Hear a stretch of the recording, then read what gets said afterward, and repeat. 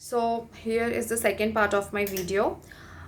तो मैंने कहाँ ख़त्म की थी बात कि हाँ, मुझे जीटीओ में लग गई थी। उन्होंने मुझसे फॉर्म भरवाया था कि अगर मैं उनके एडवाइस के अगेंस्ट जाके कोई भी जीटीओ आगे फर्दर प्रोसीड करती हूँ, विच इंक्लूड्स हमारे सेकेंड डे जीटीओ में बचे थे individual obstacles, command task and FGT, final group task. So final group task और command task was under my hands, क्योंकि वो मैं खड़े होके या कहीं पे बैठ के कर सकती थी, बट इंडिविजुअल ऑब्स्टिकल्स का क्या करें। मैं उन्होंने मुझसे बहुत क्लियरली कहा कि अगर आप इंडिविजुअल ऑब्स्टिकल्स नहीं करती है एक भी, तो वो आपको as a SSB candidate consider ही नहीं करेंगे। It will be a complete waste for you to attend conference और to attend the next day GTO, क्योंकि आपको एज अ कैंडिडेट कंसिडर ही नहीं किया जाएगा। सो आई स्टार्टेड थिंकिंग कि अब मैं क्या करूँ, बट मैं क्या करती यार। मेरे ट्रेन की टिकट मेरे कॉन्फ्रेंस के बाद की थी। मेरे वहाँ रहने के लिए मेरे चाचा चाची रहते हैं, मासी भी रहती है मेरी, बट स्टिल वो बहुत दूर रहते हैं। मुझे इतने दूर लेने कौन आएगा कोलकाता से वहाँ पे। तो आई डिसाइडेड कि okay fine, I will discuss it with my friends, because I can not discuss. मेरा फ़ोन तो ऑलरेडी जमा है उनके पास। तो मैंने अपने रूममेट्स के साथ डिस्कस किया। And one more thing, my roommates were like oh my god, इन लोगों ने मेरी इस टाइम पे इतनी हेल्प की, बिकॉज ये जो मुझे चोट आई उसके बाद मैं कम्प्लीटली व्हील चेयर पर थी और बेड रेस्ट करना मुझे अलाउ था, सजेस्टेड था, यस। तो इन लोगों ने मेरी छोटी छोटी ज़रूरतों का बहुत ध्यान रखा। I truly want to say a big big thanks to my friends, because मेरे रूममेट्स और जो मेरे ग्रुप के मेट्स थे, जो हमारे रूममेट्स थे वो डिफरेंट थे, और जो हमारे ग्रुप में हमारे साथ थे वो डिफरेंट थे।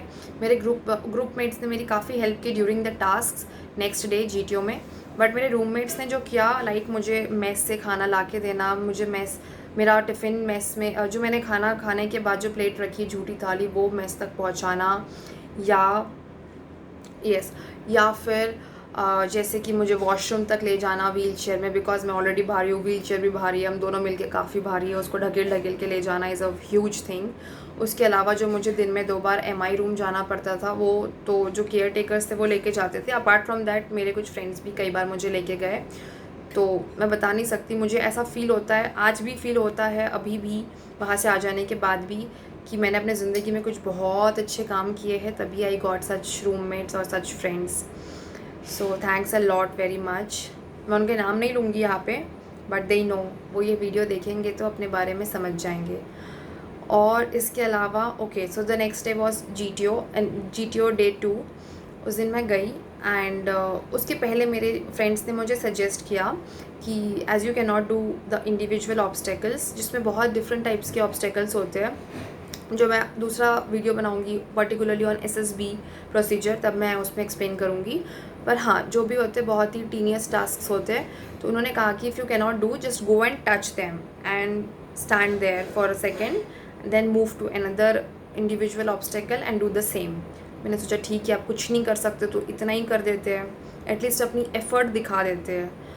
तो नेक्स्ट डे हुआ, मैं गई व्हील चेयर पे, बट अब व्हील चेयर ग्राउंड पे चलेगी नहीं, तो मुझे जो ग्राउंड है वो घास का था, तो मुझे उतरना पड़ा व्हील चेयर से। और anyhow I managed to walk with some support and this and that. तो जहाँ जहाँ हर इंडिविजुअल ऑब्स्टेकल में जो हमारे जीटीओ होते हैं सर, वो हमें एक्सप्लेन करते हैं कि कौन सा कैसा टास्क है, कैसे इसको परफॉर्म करना है। एक इंसान हमको परफॉर्म करके दिखाता है डेमो दे के। सो फिर क्या हुआ था, यस, तो वहाँ पे एक बर्मा ब्रिज करके टास्क होता है, जिसमें हमें इस तरफ लैडर से चढ़ना होता है, बीच में बहुत लंबी रस्सी होती है, उसको ऊपर से क्रॉस करना होता है और फिर लैडर से नीचे उतरना होता है। ये था अंडर कंस्ट्रक्शन।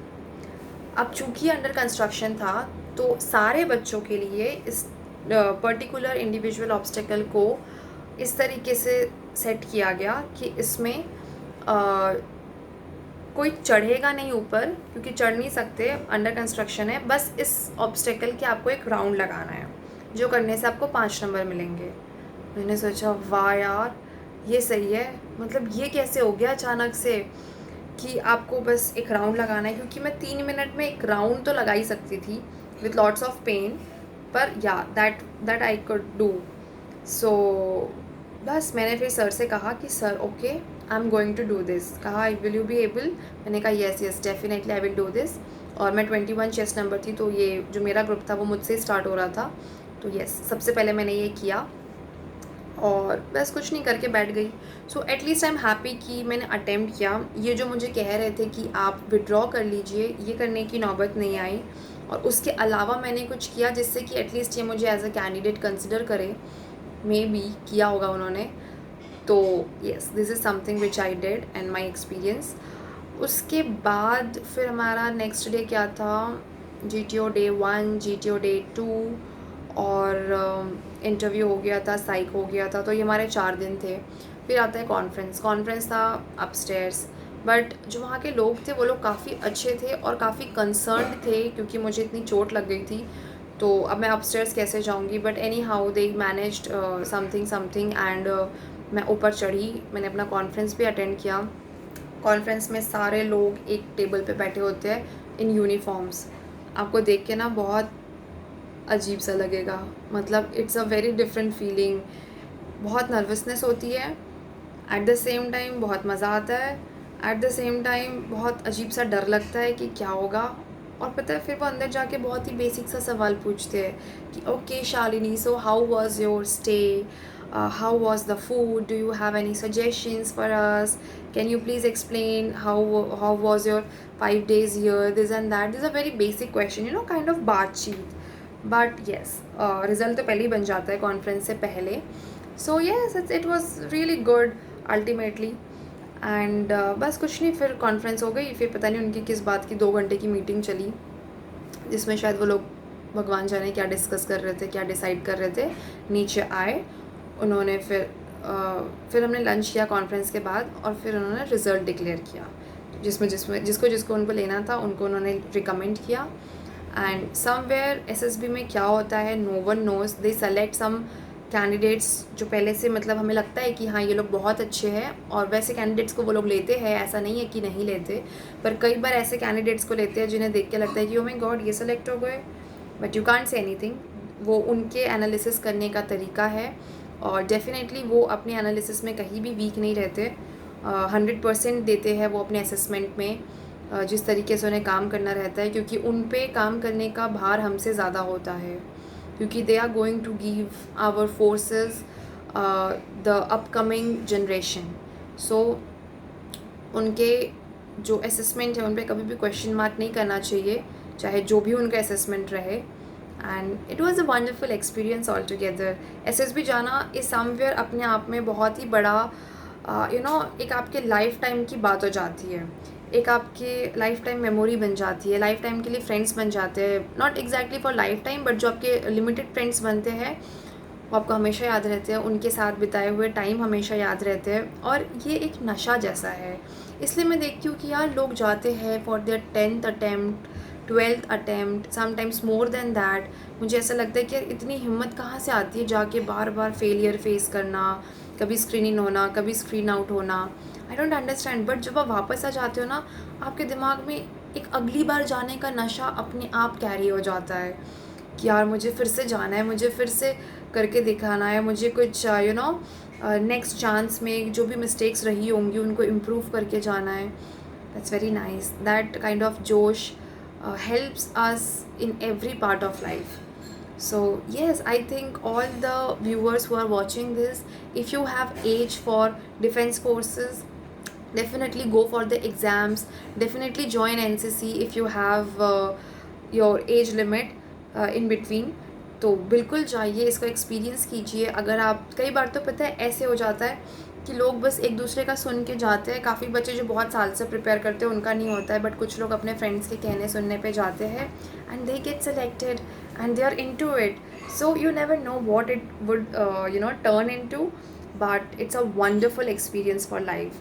तो जिनकी एज बची, मैं तो कहूँगी कि बहुत मेहनत करिए, रिटर्न क्लियर करिए, या जो भी इसकी डिफरेंट एंट्रीज आती है उनके थ्रू जाइए. Just experience it and it's just great and just amazing. So ये था मेरा कोलकाता SSB का जो पूरा एक्सपीरियंस था. और कुछ और बच तो नहीं गया मेरे ख्याल से.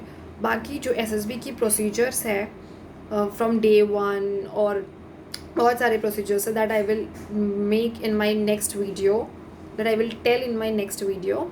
एंड तब तक के लिए स्टे कनेक्टेड, स्टे ट्यून्ड, और please like, share and subscribe. I hope कि आप लोग को बहुत सारी इन्फॉर्मेशन इसके थ्रू मिली होगी, और भी ज़्यादा मैं इन्फॉर्मेशन देने की कोशिश करूँगी आपको for SSB. I will make a separate video for the freshers, जिसमें उनके मन में बहुत सारे डाउट्स होते हैं, क्योंकि इस बार जब हम स्क्रीनिंग हुए थे इसमें रिपीटर्स बस 4-5 थे शायद, यस 4-5 थे, बाकी सारे फ्रेशर्स थे। So they were having extreme doubts in their mind, so I will make a separate video specially for the freshers. तो देख के बहुत मज़ा आएगा। बाकी तब तक के लिए bye tata, like share and subscribe करना मत भूलना। Thank you a lot.